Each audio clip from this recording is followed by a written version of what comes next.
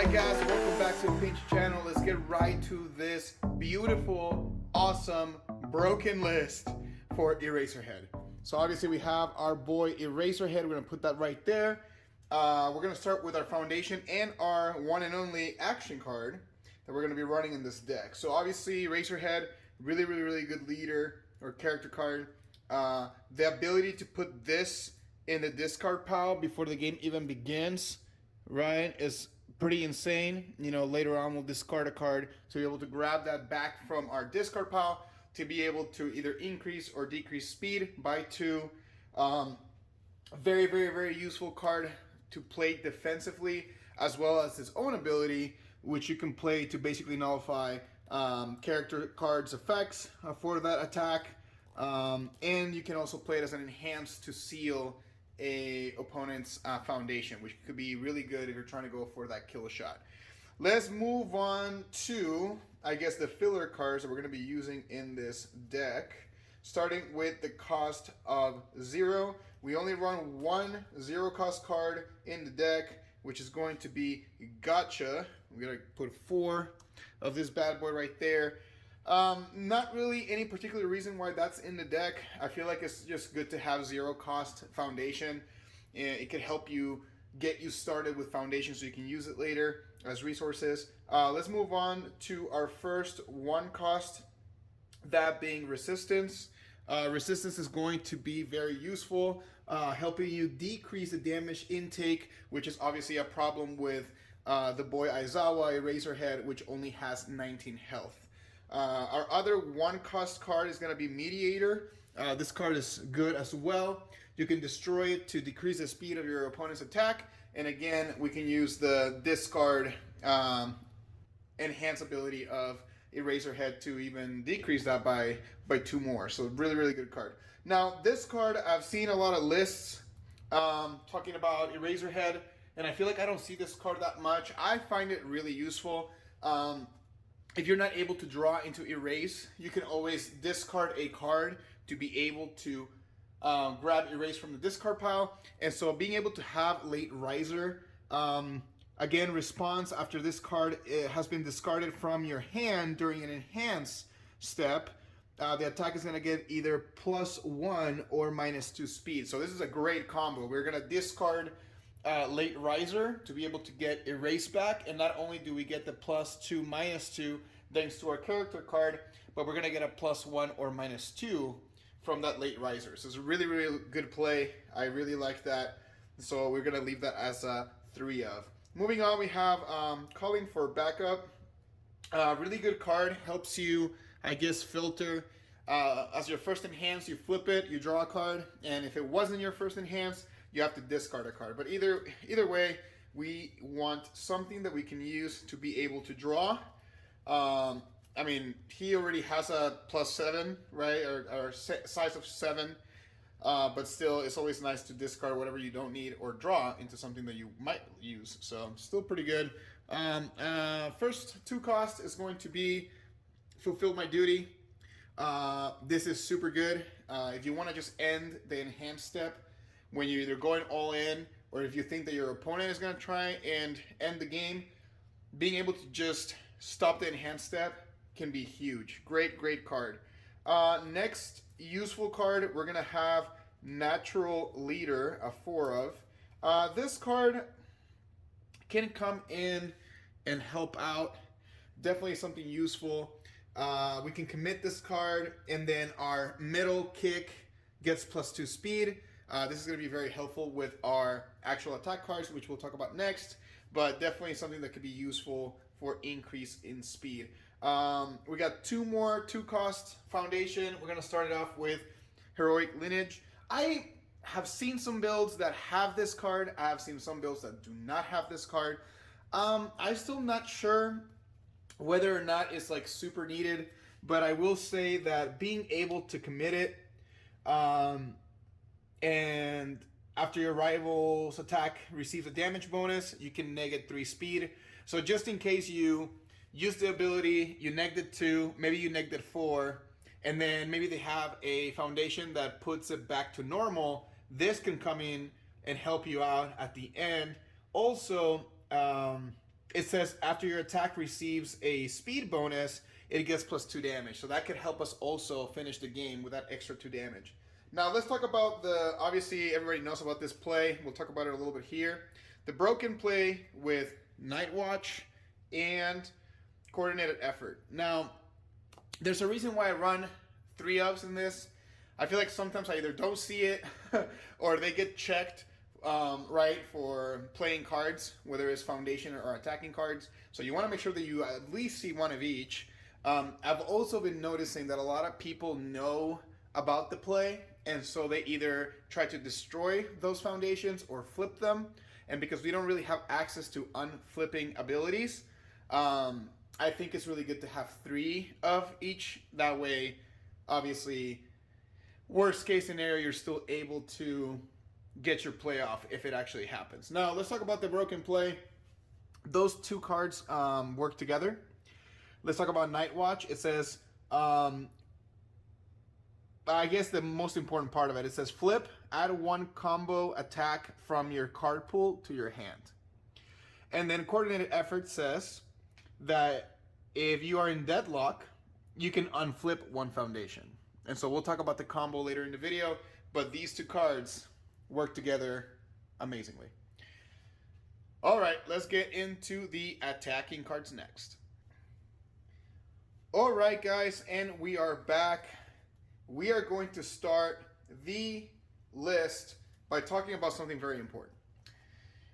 I like to make my builds balanced, and the reason why I say that is because obviously people know what they're playing against. They might be thinking that you might go one way, and so I want to make sure that I have answers to that, I guess, logical thinking from my opponent.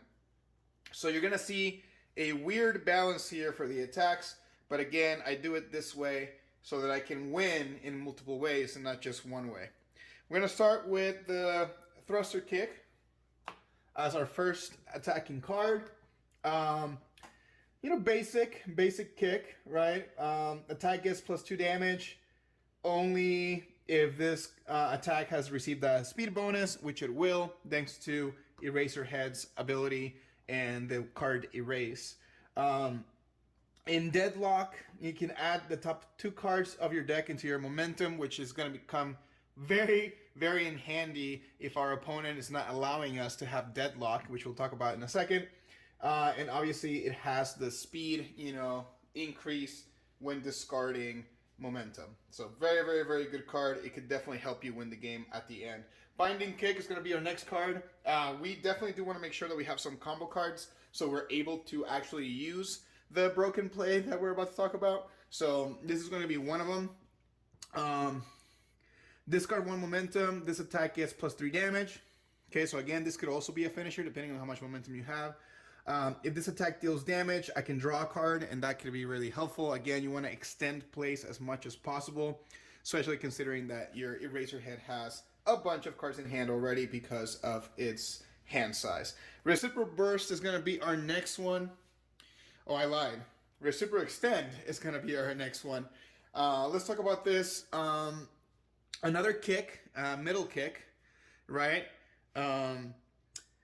Your next kick attack this turn is going to get +2 speed and +2 damage. So really good enhanced ability. And also I can draw a card. So again, talk about extending plays and setting yourself up for success. We got 2 and only 2 Expert Flurry.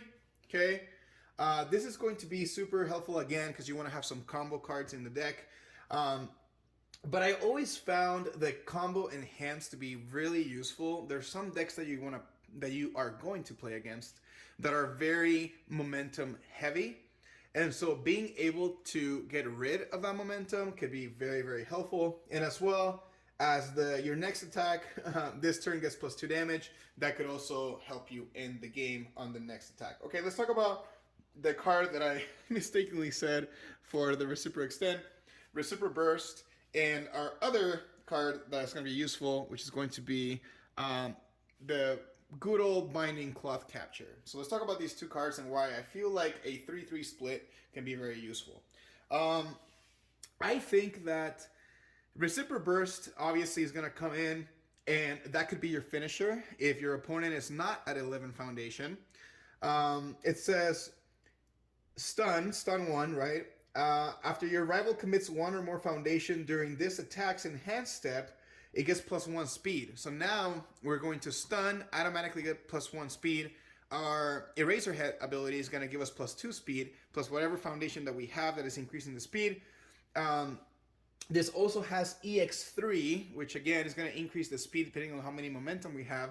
And to make it matters worse to whoever we're playing against, discard 1 momentum. This attack gets +X damage, and that X equals the speed of this attack -3. And so what you're going to do is, hopefully you've built up enough momentum here to be able to discard at least, I would say 2. 3 would just be overkill. And so you're going to +1 speed already by this response. You're going to +2 speed with Eraserhead's effect. Maybe you used a couple of your foundation cards and gave it another +1 or +2 speed.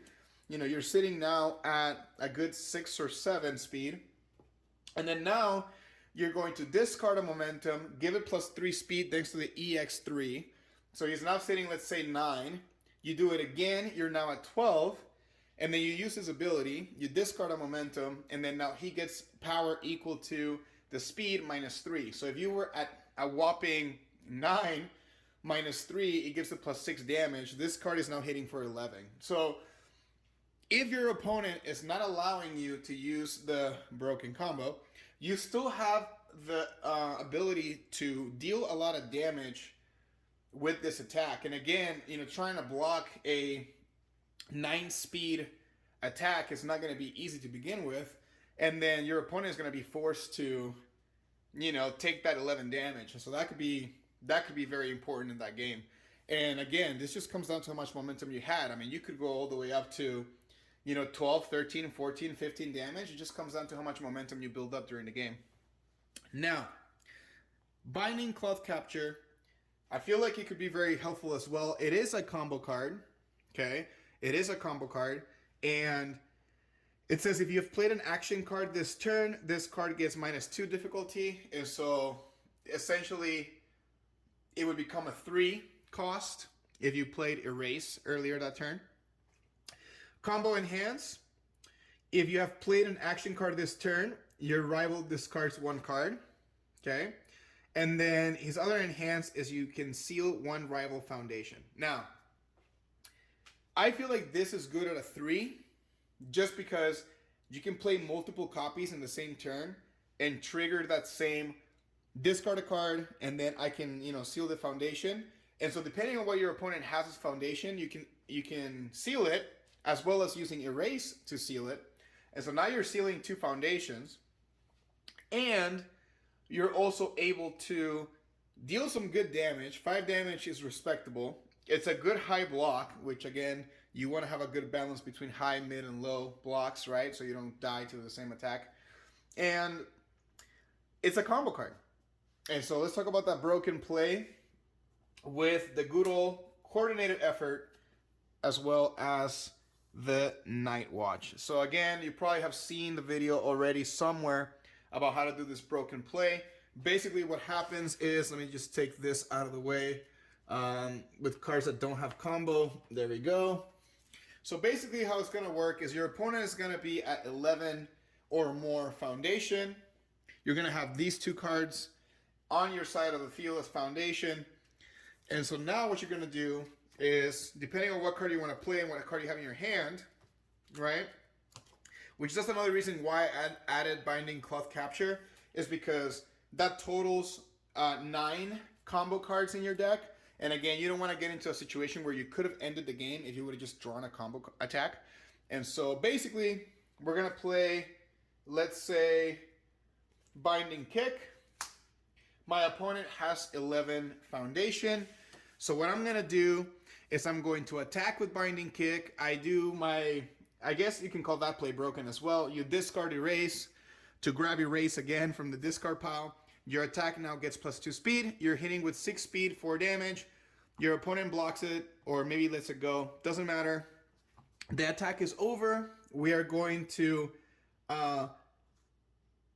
deadlock form, flip this card, add this back to our hand, and then what we're going to do is we're going to play this card again for the 4 cost, and we're going to attack again, and during our enhance step, we're going to activate the deadlock enhance and unflip this.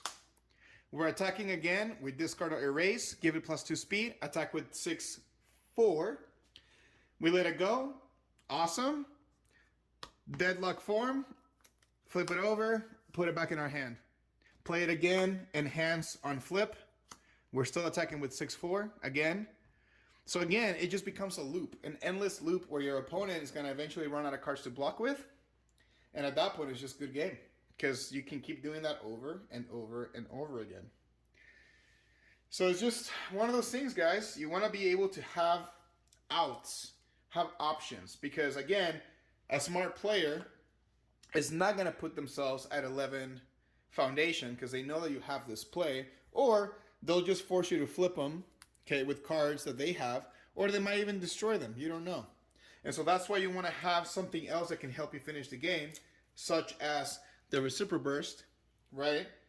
Which is really good in combination with Reciprocal Extend because you can add damage to it and speed.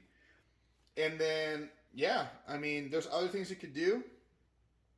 You have Flying Thruster Kick as well, which they go well together.